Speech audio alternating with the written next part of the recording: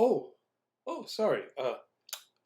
Yeah. So this is the Tolkien Curmudgeon, and sorry, I better put this away. I guess I've been thinking too much about the music of the Ainur.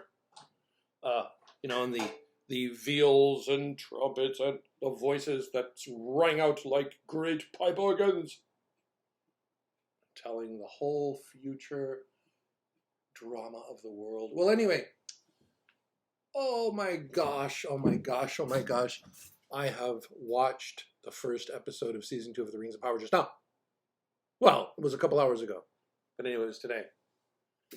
And I couldn't take any more. It starts trying to watch episode 2. No. One episode's enough for one day. Well, maybe I'll watch, I don't know, later, but for one sitting. Oh, gosh.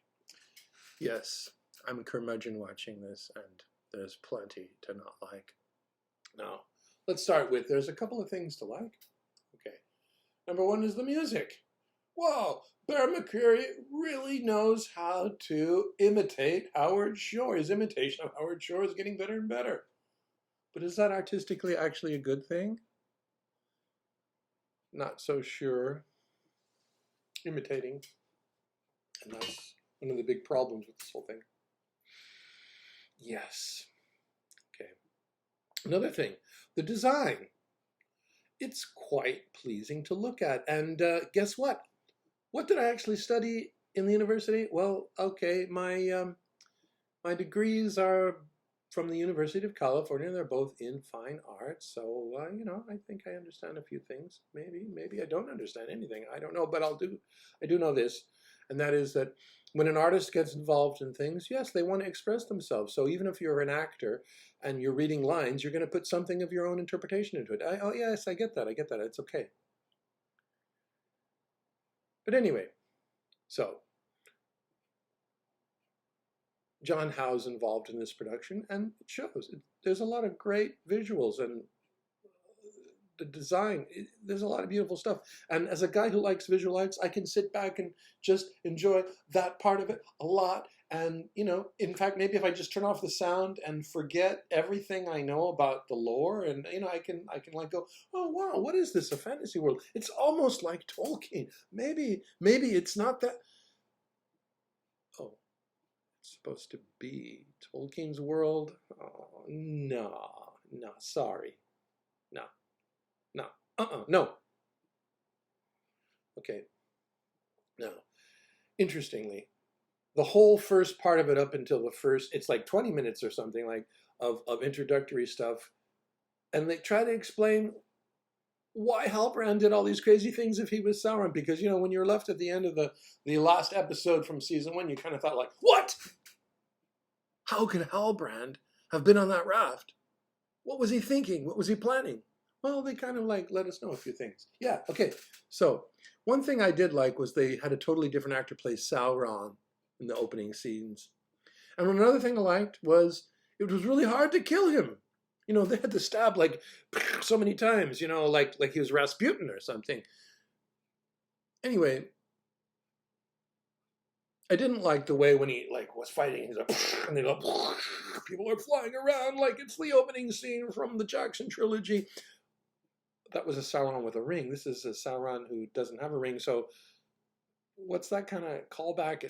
It's very hollow. Anyway, why exactly were the orcs so hateful towards Sauron? They don't really let you know that.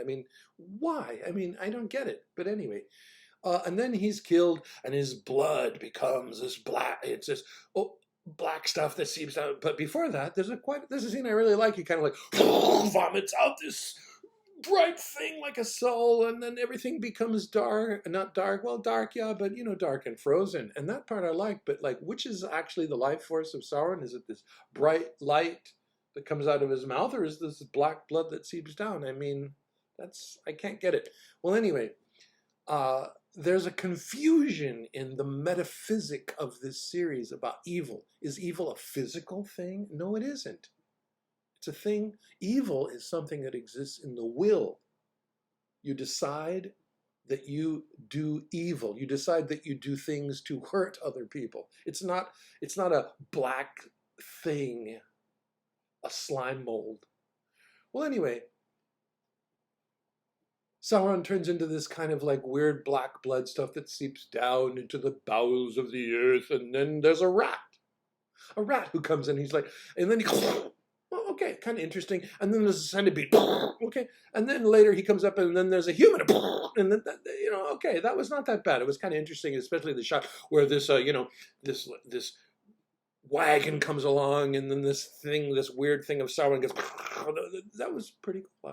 I like that. It was very horrible in a good way. That was, give credit where credit was due. That was horrible and interesting, but not Tolkienian. Evil is not some physical thing, just that it is not a black physical thing on the leaves of a beautiful tree that is somehow strangely physically connected to the life of the elves and their fading, which has nothing to do with what they think it does in this show.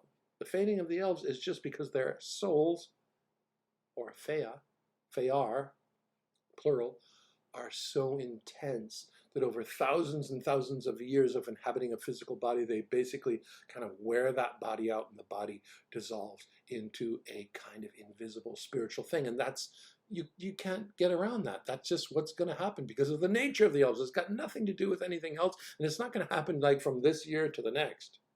It's going to happen over thousands of years, and putting on little rings of mithril is not going to help you. Besides, mithril's got nothing to do with silmarils. Okay. Well, anyway, now, so they try to explain why Halbrand was on that raft. It was kind of interesting, okay, yeah, well, whatever. But then they get to Galadriel and Elrond riding around on horses, and at first you think, okay, they're having fun, and they're like, okay, chasing after each other. And then you realize, wait a minute. Elrond has the 3 rings, and she's trying to get him. He's like taking him away, and he rides around. Okay, he's going to Gil-galad the king, and then he's like, "Oh, I brought you to the king." And then at first you think the king and Elrond are on the same side, but quickly it becomes reversed, and you find out that it's Elrond who doesn't want to show the rings to the king, and then he's the one going to the king with the rings. What? Oh gosh! And then the king is so nasty. You thought he was nasty in season 1. He is nasty. Gil-galad was an elven king, of whom the harpers sadly sing. The last whose realm was fair and free, not coercive. This king is a dude who's like, I'm threatening you. If you don't do this, I'm going to... And he does it to both of them. Is that a fair and free realm? No. This Gil-galad is horrible. Okay, now get to a couple other things. Círdan, not bad. I mean, at least they mention he's the oldest of the elves in Middle-earth, or one of the oldest. But then when you get to the Greyhavens, you go, what a rinky-dink play. It's like a couple of huts. And their boat, their ship is this little tiny thing. And then Círdan, who's never been to Valinor and who didn't go. Yes, he helps lots of people go, but he didn't go. And then he's like, nothing is perfect except in Valinor. Why would Círdan think that? I don't get it. Anyway, he decides to help Elrond, and he's going to help Elrond destroy the rings. And he's got this idea, what, the sea is always right. So, and the sea like puts it, he's going to drop the rings in the sea, and the sea is like, oh, the sea is always right. It doesn't say that, but, it refers to that.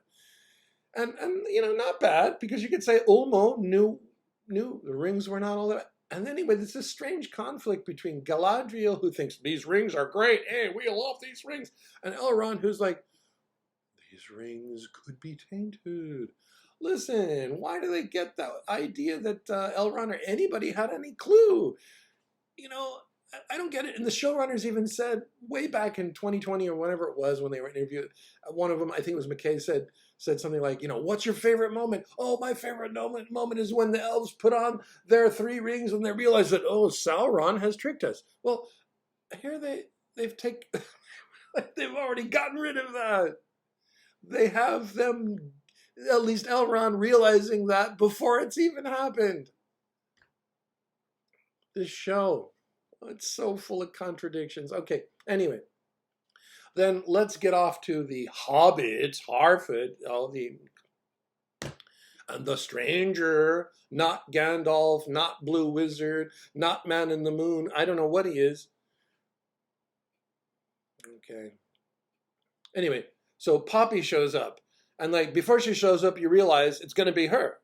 Because, oh, there's somebody, oh, if you've read the history of Middle Earth and you know the original first draft of when the Black Riders show up, it was actually Gandalf that was coming. It's like they'd read that and, oh, we're going to be tricky. We're going to have you think it's an evil character and it'll be Poppy.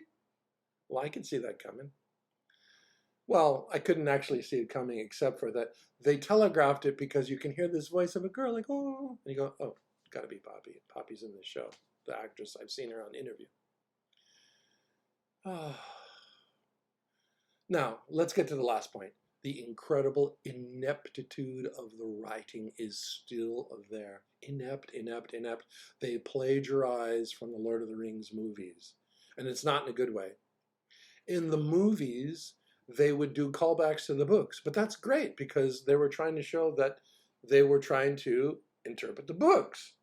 Here, it's this random insertion of lines like, are we going to leave Middle Earth to its fate? And we're going in circles. We've been here before. Straight out of the Two Towers. Plagiarism is not the way to go. Okay.